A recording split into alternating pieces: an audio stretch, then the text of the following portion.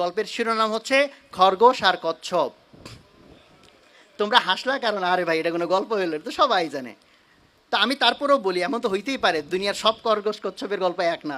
খরগোশ আর কচ্ছপ নিয়ে কি দুনিয়াতে একটা গল্প হওয়া সম্ভব, নাকি অনেক গল্প হওয়া সম্ভব? অনেক গল্প হওয়া সম্ভব। তো তাহলে আমরা একটু দেখি যে এই গল্পের মধ্যে আবার একটু ভ্যারিয়েশন আনা যায় কিনা।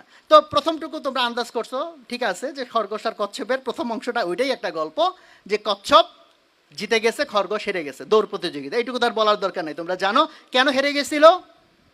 খরগোশ প্রথমত অ্যারোগেন্স দেখাইছে, আরে আমি তো একটু এই একটু করলেই হয়ে যাবে, একটু রেস্ট নিয়ে নেই, তাই না?